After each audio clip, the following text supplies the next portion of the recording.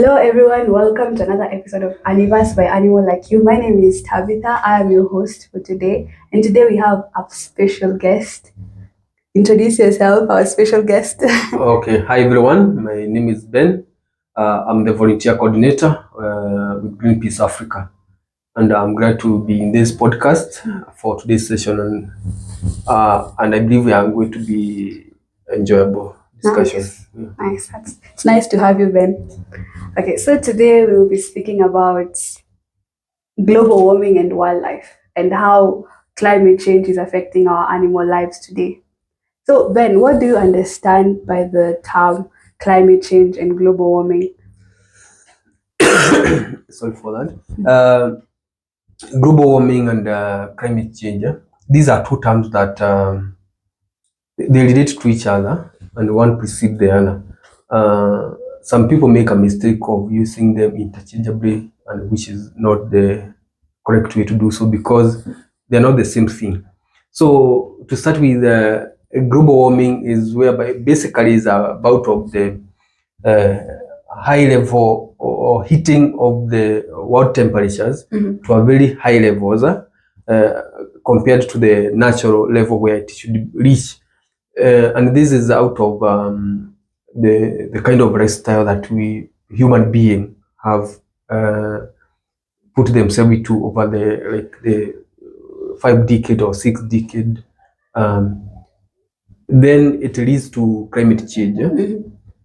Climate change, we can say that climate change is whereby the known and the recorded weather patterns and climate condition or patterns of a certain region, they change unnaturally because of the global warming. So global warming causes the climate change. It is not the other way around.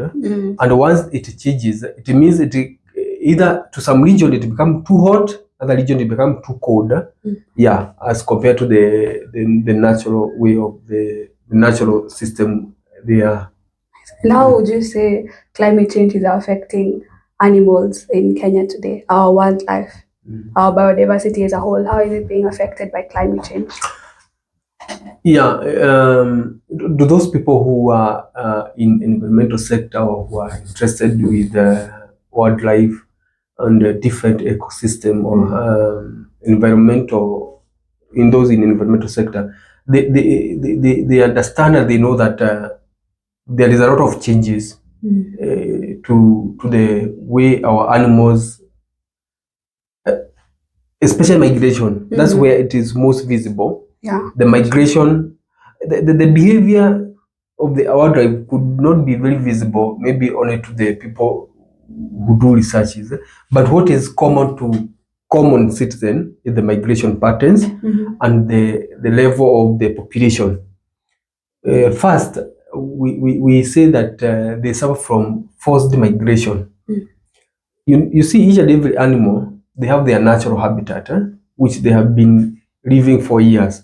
But when the climate change happens, they are forced to get out of those habitat to go and look for more friendly or habitable environment or ecosystem habitat.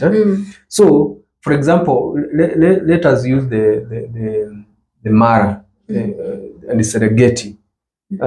We see like we have a well-established way of migration and movement, but once these changes come, the pattern is affected, is changed from how they do it, or the month. The pattern, maybe the route and the movement remain the same, but now what changes maybe the month of migration, the time of migration, the timings. The timings, maybe it affects also the timings of the animal when they do mating, and when they move to different ecosystem, they're affected because the food is different.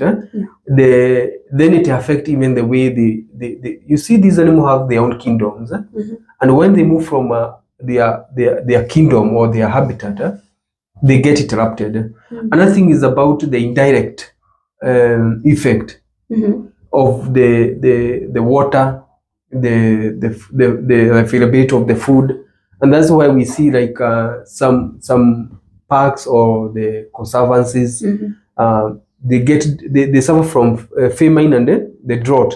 The droughts and the famine, That's not a thing for human being. It is also for the animals. Because when we get the little rainfall, the water sources get dried up, the springs, the streams, the parks, and the forest. These they also affect the plantation of the forest. So these animals, and you see, when the population of the animal is too high and the food goes low, some of them die, some of them migrate to go to look for pastures and water. Yeah. And in the process, they also affect now, they bring the conflict between animals and the human. So it is interconnected effect that that climate change brings to the animals. Another thing that we see how they affected it affect the flora or the plantations. Yeah. You see, each and every forest or habitat has a unique flora or plantation of that region. But when the pattern or the weather pattern, the climate pattern changes, maybe some plantation dried up, they dry, they die. Some to a point, some even can go to extinction. And when these animals fail to, and we see when an animal is introduced to a different plantation, it also affects its digestive system. It affects the DNA. So, or it's a very long chain of one thing leads to the other. So we can say it has different approaches, but the major approach of looking at these effects is from either direct effects or indirect effects. Yeah. Okay. We often talk about polar bears a lot because we can see the effects. We can visibly see the effects that climate change has caused. So what is one animal which has been affected in Kenya and we can directly see the effects? Is there any that you can think about? Because people like seeing things that are directly affected. You know that this happened, then led to this, then led to this. They want to see like these things being affected directly and I can see it. For me, I don't have a very direct example of the effect of the animals of a certain type of an animal. What I'm aware of is about the migration pattern that I've talked about, the timing of their mating season, and also the population size of the animals. Maybe one example I have experience about the butterfly pattern of migration. Because when I was young, we used to know that this particular time of the year, we are expecting a swarm of, I think it is called a swarm, like the bees, they move together from one direction to the other. And it was assured that these we are expecting, they were white. So it used to be a very good, maybe very scenic view to witness that migration of the butterfly.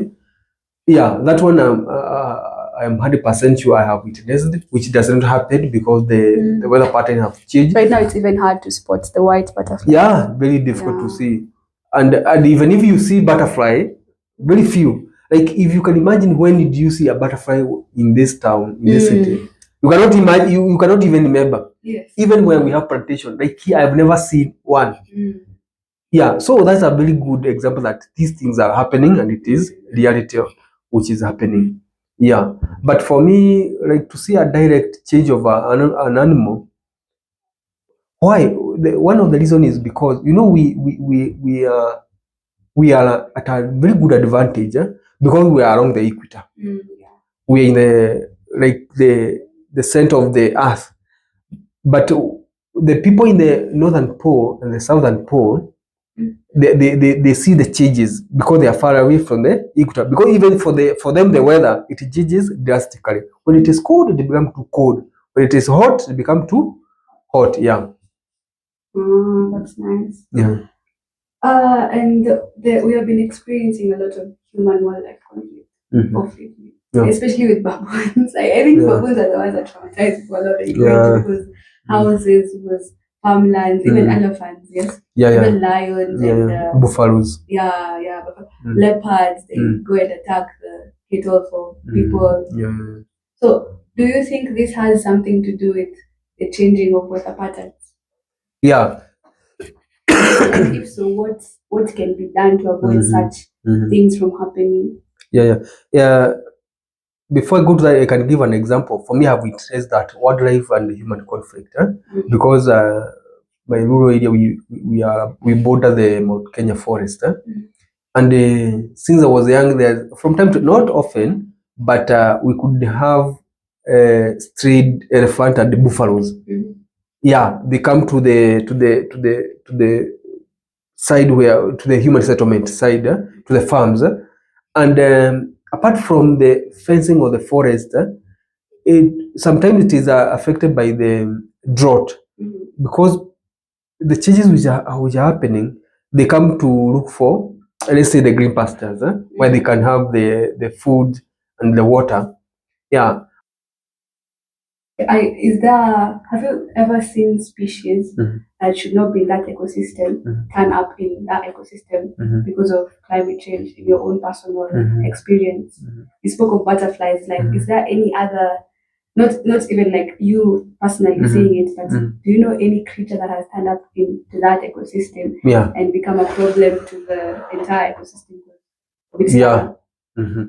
I have two examples. One for is a snail an animal? A snail. Snail. The one which does not have the shell. The slugs. Yes, they're called snags. You see, like in our area, for me, I grew up seeing the snails with shells, the white shells. When they arrive, they are brown, but when I think it die, it becomes turned to white. But now, like let's say, like 10 years ago, from 10 years ago, we started experiencing the snags now. I never, when they started coming, we were worried where they are coming from, because we could see you find it under the bed, in the kitchen, and it was a total stranger in our houses. We were wondering where they are coming from. We never knew where they are, what is happening. The snails vanished. Then we started seeing the snags. We are calling them snags. So that's one thing. And they are still there, but not so much. But that, like we can say, it is an invasive animal. Yeah, like we say of invasive plants. That's one thing. Another thing is about the weed. There are a certain type of a weed that we started witnessing in our area, which it never existed. Even we don't have a local name for it. We don't have, unless maybe people came up with a certain. But when you are describing it, you have to say that invasive weed, and it's so powerful. Even when you uproot it, you put them together, they continue growing. Yeah, they continue growing a certain time, and it's very bad because it covers the whole surface of the land. Maybe your plant is cabbages or potatoes, so it grows very fast, and very strong, and does not suffer from maybe the dry season. It still thrives. Yeah, those are two examples that I have witnessed. Then the one which I've witnessed, but not indirect, maybe from the news, the mathege plant, the one that affect the goats. The goats, Yeah. Those are good examples that we have witnessed that, and there's so many other things. Maybe we may not be knowledgeable about it, but they are there. Then maybe an example I can give in the forest. What happens? You see, the government has a system of, when they harvest the trees, they allow the neighboring community to go and do farming, like 2 to 3 years. You do the farming, and then they plant the trees, they take care of those trees, then you get out of the forest. But you remember, whenever a human being gets into a certain environment, they must come with their invasive species, either knowingly or unknowingly. So, and those small changes, it affect the habitats of the animals, because you see, we have a certain type of a tree in home, especially the exotic trees, species. You go and plant them in a certain forest, which does not adapt to that environment. Automatically it will affect the animals and the small species that in that forest. Yeah. That's a example that I can give. Yeah. And people often think that when we talk about climate change and how we're talking about how climate change is affecting animals, that they themselves are not animals. Don't know if we are mammals. We are mammals. So how would you say that climate change, global warming is affecting us as a people? To those people that don't believe that climate change exists, the urbanized guys who have not experienced global warming or any climatic changes, like what would you tell them? This thing is very serious and it's affecting them as being human beings or animals, as I said. Maybe I can start with the patterns of the weather, how it changes. And you know when the weather changes, even the type of diseases or bacteria or viruses, they also changes. That's why you see, like a good example is the skin diseases. You see when the climate become too hot, people suffer from the rays of the sun, and because the amount of the heat that is coming to you, your skin cannot hold because it's too much. So skin diseases become so difficult to treat because they keep changing these viruses and bacteria, and maybe the medicine that you used to use, they are not now functional because it has evolved. The bacteria and viruses have evolved. Another thing is about the heat waves. The heat waves are a very good example of these changes. The people who deny, they cannot run away from the heat waves, especially in the northern hemisphere. Maybe I can give an example. We see a lot of these European countries, they have put like the water points in the town, the showers, the shower heads. Like when it become too hot, you can just walk in under the shower head and they put it on without even leaving the clothing, and then you walk away, and within 5 minutes you have dried up. That's heat wave is a very good example of the global warming is a reality, and the climate change is a reality. Another thing that is also affect the human being is about the changes that happen in our water bodies, especially the ocean and the seas, especially through acidification of the water bodies, and it affects the fishes that we eat. Exactly. The coral reefs die. You see, that's why I say these things are interconnected. It is a linear change that happens. For me, I believe it's not an event. It is a process. It is very dynamic. What was happening last year, it could change. And that's why I was talking about, maybe let me mention about mitigation and adaptation. Mitigation and adaptation, it is not one thing. It is not a one-day event. It is something that will continue because these things are changing. What you are mitigating last year, but it is a different thing that you are going to mitigate in this year. So it is something that need to change little by little. And another thing I can give an example about how it affects the human. It's about the food chain also. The way you used to do the production of the food, the farming, agriculture, it is no longer there. We no longer depend on rain for agriculture. We depend on irrigation, harvesting of the water, because the rain is not enough. Like it is not predictable. And when it rains, it pours heavily. So if we are expecting a very good rainfall, amount of rainfall, it will become too much, and then it destroys the crop. So it become advisable. How can we now adapt to this new situation? We do our farming during the dry season, whereby we are going to use the irrigation, the water system that is going to make sure that we plant and we harvest in the right way. Because if we depend on the rainfall, it may become a storm, and then it destroys all the plantation, the plants, and then we start suffering from the drought, because famine leads to the drought, or the other way around. So I think those are examples that I can give. Maybe the final one, which is not very common, maybe in our context. It happens so much in the poles, either southern or the northern, whereby you see these people, they don't enjoy the climate the way we do. For us, we have the cold season, the hot season, the cool season. For them, it's either hot or too too cold. So for them, if the weather pattern changes, it will affect them for life, like the whole annually. Because if they were expecting the sunshine to be available for 2 to 3 months, and then they don't get it, so it means they're not going to harvest anything or to plant anything, or the animals are going to die because they experience the cold season throughout. Even if they adapted that to that climate, they're not adapted for like a whole year or 2 years with the cold season, and not only a very cold season, extremely cold season of the climate in the region or the weather pattern.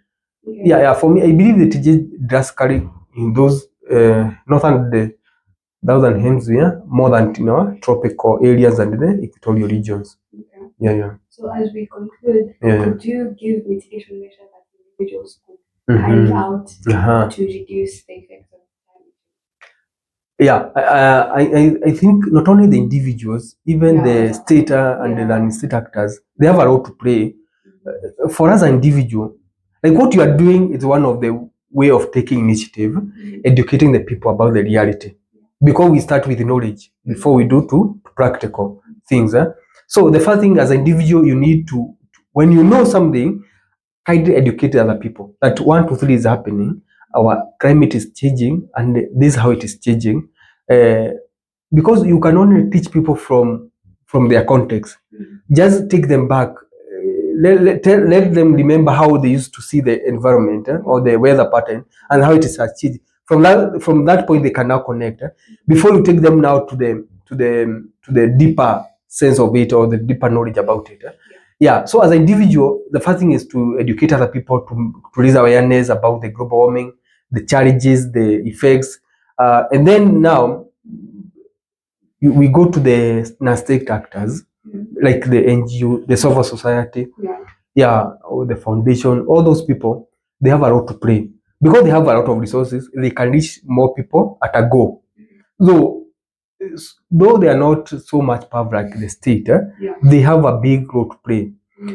Then they can also help even the community who are suffering from the effect of the climate change, maybe with the resources, with food, but not only with the food stuff, but also with the project that can generate more food and then maybe new businesses, even if the small businesses, small entrepreneurial businesses that they can do to sustain there or to supplement what they have been. They have because most of them depend on we call them subsistence farming or farmers. Yeah, but more so the biggest stake is with the government, the state, because they has all the machineries, all the power, the taxes, the revenue they collect. They should be able to put them together and support the citizen, especially who are suffering from the effect. Then also the north, the global north, and the western people. This government, they are biggest causes of the global warming, because we say because of their industrial and the transport sector, they do a lot of burning of fossil fuel because they depend on the fossil fuel, like the oils to run their machines, the factories, the industry, the cars, the trains. So their biggest cause, but we suffer more. The global south, especially the Latin America and the Africa, and maybe the part of Asia. Yet their biggest cause here is about the perpetrator and the victim, and that's why we advocate that we need to receive a lot of this country need to receive a lot of climate funds. That's where the just can be drawn or can be seen that it is real. But the challenge is to get the justice that we deserve of the climate fund. It has become a challenge because some of the countries they don't accept that their biggest cause. So we need to advocate as an individual, whether it is a groups, whether you have whenever you have a platform, maybe like national conversation, regional conversation levels of platform. And we appreciate the people who push for those agenda for the climate fund to be distributed equal, especially more so to the victim. And as we said, the victim here are the Africans, the Latin America people, region, the Asian part of it or part of the world. Yeah, that's one, and that's one area we can say that justice or climate justice is being implemented. Yeah, so I think it can be done, and we appreciate our regional body, the African Union, because it has it push a lot of these changes to happen. It push the European Union, the UN to make these changes and to make that climate fund and climate justice a reality. Yeah. Okay, with that, we've come to the end of our episode. Then today has been very educative. This session, this podcast has been really nice. I've learned quite a lot, things that I didn't know. And thank you for being here. Okay, thank you so much for the opportunity and the platform. And I hope we are going to engage in more conversation. We learn from each other, and we tend to move from conversation to the actions. Exactly. Because it's out of those actions we are going to participate in providing the solution. Yeah. We cannot afford to keep lamenting. We can do something, even if it is 1% or 0.1%. We can try to do something. Even what this conversation is part of solution, because we are educating. One step to a thousand miles. Yeah, exactly. So I really appreciate for this conversation with Animal IQ, and we are going to do a lot of big thing and good thing. Yes. Yeah. Okay, thank you. That's it for today. Guys, make sure you like, you subscribe, you share, and that's it. Bye-bye. Bye-bye.